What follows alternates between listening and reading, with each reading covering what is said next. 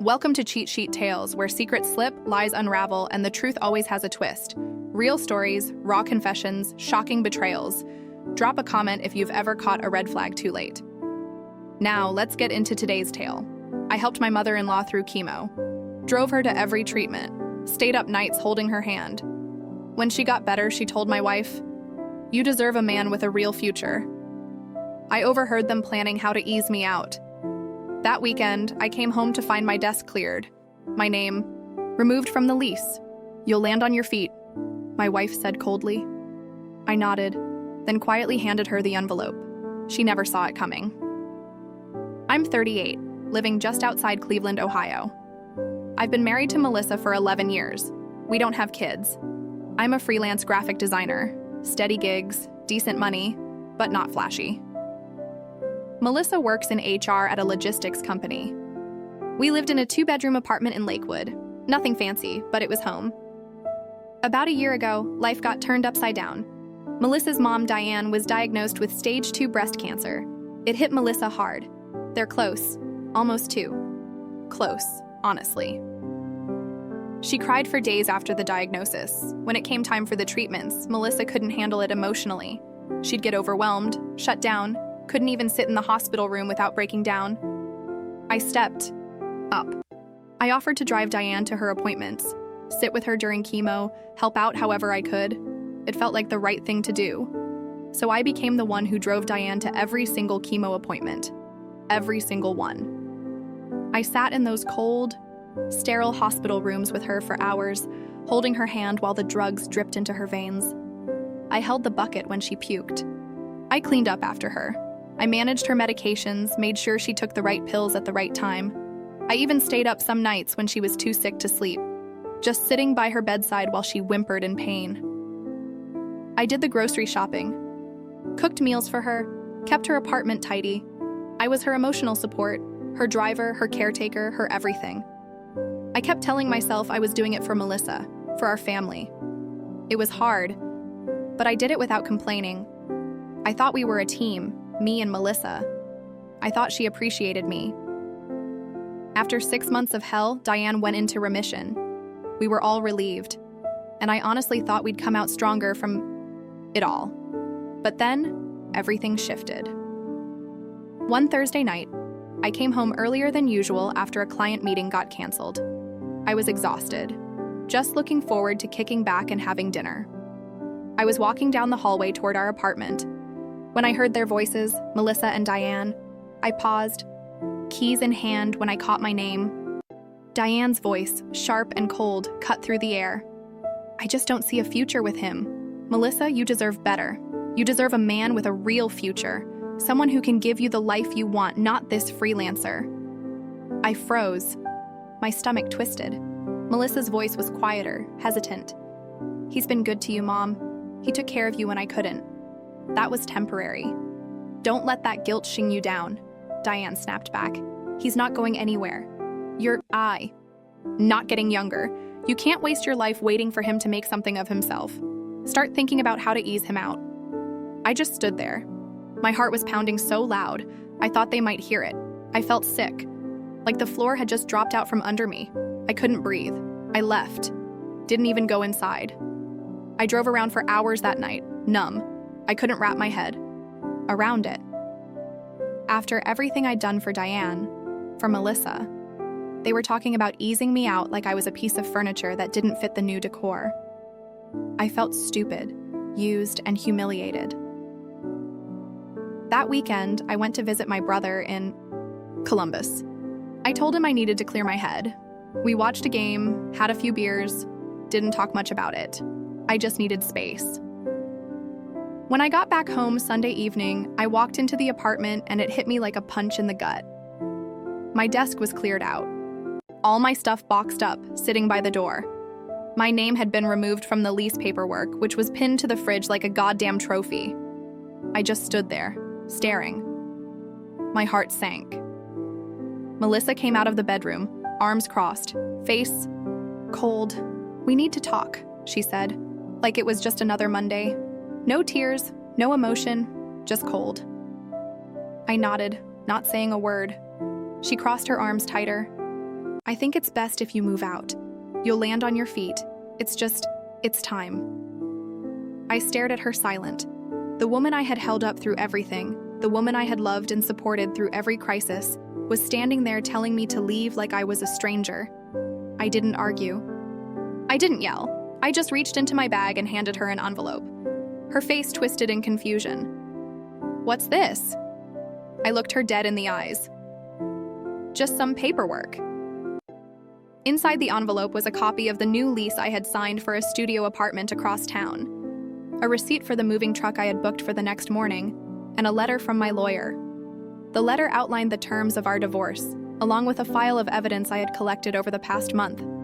Text messages between her and a coworker. Ben from IT making plans to meet up, talking about how they couldn't wait until I was out of the picture. Her face went pale. She tried to speak, but I cut her off. "I overheard your conversation with your mother," I said, voice low and steady. "I've been preparing for this." Her eyes went wide. She opened her mouth again, but I held up a hand. "Save it. I'll be out. By tomorrow." I turned and walked out, leaving her standing there stunned and speechless. After I left that night, I didn't hear from Melissa for a couple of weeks. I moved into my new place, a small studio in Parma. Nothing fancy, but it was mine. I focused on work, picking up more clients, trying to rebuild. I kept my head down and stayed busy, but the anger sat in my chest like a weight every time I thought about those two women, how they had planned to get rid of me, how they had used me while Diane was sick. I felt sick. Then, out of nowhere, I got a message from Ben. Yeah, the coworker Melissa had been texting behind my back. It was a short, smug message. "Hey man, just wanted to say no hard feelings. Sometimes things just work out the way they're supposed to." That was it. No explanation. No apology. Just that. I saw red. I almost drove straight to his office, but instead I took a deep breath and kept calm. I screenshotted the message, sent it to my lawyer, and told him to add it to the file. I wasn't about to play their game by blowing up in anger. I wanted this, to go the legal route, where it would hurt them the most. A few days later, I ran into Melissa by accident at the grocery store. She acted like we were strangers, just walked past me, didn't even look my way. I could feel the heat in my chest, but I kept my mouth shut. Then the hits started coming. One of my clients emailed me saying they'd heard from someone that I was unstable, that I'd abandoned my wife during a family crisis. That was a straight-up lie, and I knew exactly where it came from. Melissa was out there running her mouth, making me look like the bad guy. I tried to ignore it, but it kept happening. 2 more. Clients dropped me. My income took a hit. I was working late into the night just to keep my head above water. I called my lawyer. "I want to add a defamation claim," I told him. He agreed. We started gathering proof. I had the text from Melissa and Diane, the recording from the night I overheard them, and now these messages from clients dropping me over rumors. But that wasn't the end of it. One morning, I woke up to find my car keyed, deep, angry scratches down both sides. A note stuck under the windshield wiper said, "Lures get what they deserve." No signature, but I knew it was Diane. It had her bitter handwriting all over it. I took photos, called the cops, filed a report. Then I called my lawyer again. We added it to the case. And as if that wasn't enough, Diane filed a complaint against me at the hospital where she got her treatments, claiming I had harassed her during chemo, made inappropriate comments, and left her without care. Complete lies. But here's where she messed up. I had kept a folder of all the appointment, dates, times, and notes, plus some emails from the hospital staff thanking me for being such a supportive caregiver. I had thank you notes from 2 nurses. I had everything documented. I handed it all over to my lawyer. Melissa and Diane weren't going to get away with it.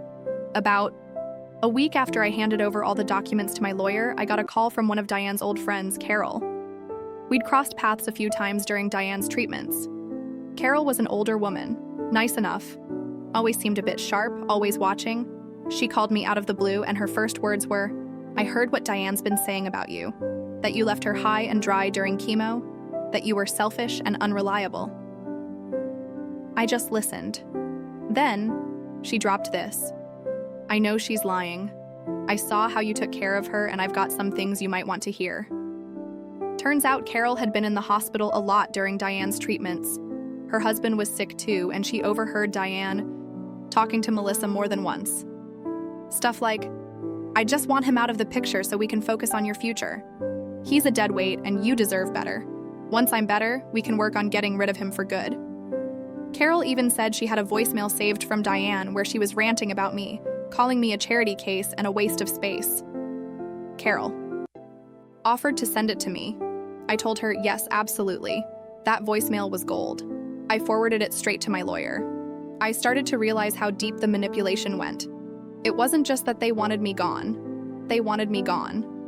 It was that they were actively sabotaging my life, spreading rumors, trashing my reputation, trying to make me out to be some loser who had abandoned a sick woman. But here's where things took an even darker turn. I got an email from an old friend, someone I hadn't talked to in a while. They'd been at a dinner party where Diane and Melissa were talking. The friend said Diane was bragging about how she was going to make him pay and how she knew people who could make his life hell. That hit me hard. Were they just blowing smoke, or were they actually trying to come after me in ways I hadn't even considered? I started feeling paranoid. I checked my credit report and found 2 new credit card accounts opened in my name. Both maxed out. I never opened those. My lawyer helped me file a fraud report, and we added identity theft to the growing pile of evidence against them. And then, because apparently this wasn't enough already, Melissa tried to send me an email acting like none of this was happening. "I've been thinking a lot about us," she wrote. "Maybe we should sit down and talk. Maybe give it another shot. I miss you." Miss me? After destroying my reputation, helping her mother try to sue me, smearing me to my clients, and opening credit cards in my name, I didn't respond. I forwarded the email to my lawyer. A week later, I got a notice. Diane's health had taken a turn. Cancer was back, aggressive this time. No one was there to take care of her. Melissa was struggling to keep up, and they had no one to lean on. Part of me felt bad, just for a second. But that feeling didn't last. Not after everything they'd done. They had made their choices, and I was just getting started. I knew I had the upper hand now. They thought they could bury me. But I wasn't going down without taking them both with me. By the time Diane's health declined, I had the full case built. My lawyer filed a defamation lawsuit against both Melissa and Diane, complete with every shred of evidence. The voicemail from Carol, screenshots of text messages, the recording of Melissa and Diane plotting to ease me out, Ben's smug message, the emails to my clients, and proof of the identity theft. It was all airtight. Melissa tried to play the innocent card in court, acting like she had no idea Diane was scheming. Diane tried to play the victim, saying she was sick and didn't remember conversations clearly. But when we played the voicemail in front of the judge, Diane's voice crystal clear, calling me a charity case and telling Melissa to get rid of him, you could feel the air suck out of the room. The judge didn't buy their act for a second. In the end, the court ruled in my favor. They were ordered to pay me a 6-figure settlement, enough to cover the damage to my business, the legal fees, and the stress they'd put me through. It wasn't just about the money, though. Melissa lost her job when her company found out about the lawsuit and the identity theft. She had been bragging to coworkers about the whole thing, acting like she was the one who came out on top. HR didn't like that. They let her go on the spot for breach of ethics and misconduct. Diane's reputation was destroyed. She became the talk of the neighborhood, the woman who tried to ruin her son-in-law's life while he cared for her through cancer. No one wanted to help her anymore. Her so-called friends, including Carol, cut ties. She had burned every bridge. As for Ben, his wife found out about the affair and left him. He lost custody of his kids and had to sell his house in the divorce. And me? I rebuilt my life. I got a flood of new clients after word got out about what I'd been through. People respected how I handled myself. I moved into a better apartment. I took a long vacation. I started dating again, slowly, on my own terms. But I didn't let it end. There, a few months after the dust settled, I sent Melissa a letter. Not a nasty letter, just a simple note. I heard about your job. Hope you're landing on your feet. I left it at that. And as for Diane, I never reached out again. Last I heard, she had to move in with a distant cousin 2 states over because no one else would take her. That's the thing about betrayal. When you burn the people who were there for you at your lowest, you end up alone. I may have been the one they tried to ease out, but in the end, they were the ones who lost everything. And me, I'm doing just fine. After the court case ended, I thought that was it. I thought I'd walk away with the settlement, rebuild my life quietly, and let karma do the rest. But I underestimated how deep their damage had gone. About 2 months later, I started getting letters, collections notices, bills for accounts I never opened. Turns out, before the court case even started, Diane had been using my personal info, stuff she'd gotten from papers lying around while I was caring for her. She'd opened more credit lines in my name. Small ones, but enough to mess with my credit score. When I realized what she'd done, I lost it. I wasn't even angry anymore. I was cold, focused. I went straight to the police with everything. The bills, my credit report, the timing of the accounts, even handwriting samples from Diane's old notes compared to the applications. My lawyer got involved again, and we pushed for criminal charges, fraud, identity theft, elder abuse, because she tried to use her health as a shield. Diane got arrested. Melissa, she tried to defend her mom at first, said it was a misunderstanding, that Diane was sick and confused. But the cops had Diane's signed applications and Diane's own texts bragging to Melissa about how she was teaching him a lesson. Melissa went quiet after that. The court wasn't so forgiving this time. Diane was sentenced to probation, community service, and full restitution. She had to pay back every cent of the fraud, plus legal fees. That was on top of what she already owed me from the defamation settlement. Melissa wasn't off the hook either. When the identity theft came out, her employer, where she was already on thin ice, fired her for good. No chance of getting her job back. After that, she ended up working at a temp agency, struggling to make rent on the apartment I used to pay half for. For the cherry on top, the IRS came knocking. Turns out Diane hadn't been reporting some of her income correctly, and Melissa had been helping her with the paperwork. I didn't do a thing, just sat back and watched the walls close in on them. I got a letter from Melissa a few months later, handwritten. She said she was sorry, that she was struggling, that she never meant for it to go this far, that she missed me, that we had history, and could we at least talk? I didn't respond. I kept the letter though, a reminder.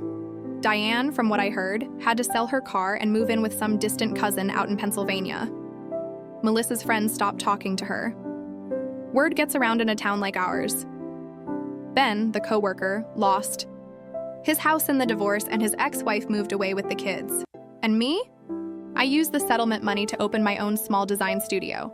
I kept my head down, did good work, and built a new reputation. My business took off. I started dating again, carefully this time. No rush. The best part? I ran into Carol, Diane's old friend, at a coffee shop a while back. She just smiled at me and said, "You handled it better than I would have. They had it coming." She was right. In the end, they thought they could throw me away like I was nothing, but they were the ones who crumbled.